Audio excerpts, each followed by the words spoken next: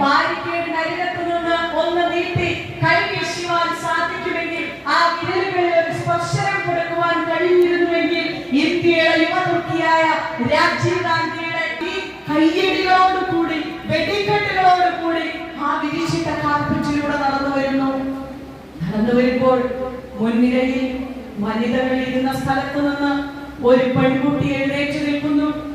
അരയിൽ ബെൽറ്റ് ബോംബുമായി കാത്തിരിക്കുന്ന ആ പെൺകുട്ടി ചന്ദനമാലയുമായി എഴുന്നേറ്റ് നിന്നപ്പോൾ വനിതാ പോലീസ് പറഞ്ഞവരോട് ഇരിക്കാൻ.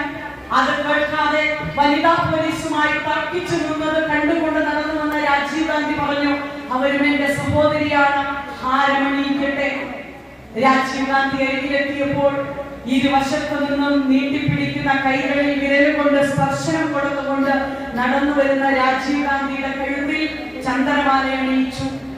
മാലയുടെ തൊട്ടടുത്ത കോൺഗ്രസ് പ്രവർത്തകന്റെ കൈകളിൽ കൊടുത്ത് തന്റെ മാതാവ് തന്റെ കൂടെ ഉണ്ടായിരുന്ന അംഗരക്ഷകന് നിറകൂപ്പുകയും പുഞ്ചിരിയും കൊടുത്ത പോലെ തനു എന്ന് പറയുന്ന പെൺകുട്ടിക്ക് നിറകൂപ്പുകയും അംഗസ്മിതവും തൂക്കി രാജീവ് ഗാന്ധി മുന്നോട്ട് നടക്കാൻ തുടങ്ങിയപ്പോൾ രാജീവ് ഗാന്ധിയുടെ പാദം തൊട്ട് വന്ദിക്കുന്ന വ്യാജേനെ തനു കുമ്പിടുന്ന സമയം അരയിൽ സൂക്ഷിച്ചിരുന്ന ബെൽറ്റ് ബോംബിനകത്ത് വിരലമർത്തിക്കൊണ്ട് തനുവിന്റെ നടുഭാഗം ചിന്തിച്ചിതറി ഇരുവശത്തേക്കും തെറിച്ചപ്പോൾ ഈ രാജ്യത്ത് ഇന്ന് ഞാൻ നിങ്ങൾ ജീവിക്കുന്ന ദേശീയ വിദ്യാഭ്യാസ നയവും 18ാം വയസ്സിൽ വോട്ടവകാശവും ഐക്യയുഗവും സാധ്യമാക്കി തന്ന ആ രാജീവ് ഗാന്ധിയുടെ പൂ പോലെയുള്ള ശരീരം ചിഹ്ന ഭിന്നമായി പോയി.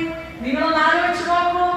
സ്വന്തം അച്ഛനെ കാത്തിരിക്കുന്ന പ്രിയങ്ക ഗാന്ധിയുടെയും രാഹുൽ ഗാന്ധിയുടെയും മുൻപിലേക്ക് ഒരു തുണിക്കഷ്ണത്തിൽ പൊതിഞ്ഞ ശരീരഭാഗങ്ങളുമായി ചെല്ലുമ്പോൾ സ്വന്തം അച്ഛന്റെ നെറ്റിയിൽ അന്ത്യചുംബനം കൊടുക്കുവാൻ കഴിയാതെ പോയ ഈ രാജ്യത്തിന് വേണ്ടി മുത്തശ്ശിയെ നഷ്ടപ്പെട്ട പോലെ തന്റെ അച്ഛനെയും നഷ്ടപ്പെട്ടത് ജീവിതത്തിൽ ഏറ്റവും വലിയ വേദനയായിക്കൊണ്ട് മനസ്സിനെ ഏറ്റവും കരുത്തോടുകൂടി നയിക്കുന്നതിന് വേണ്ടി നമ്മളെ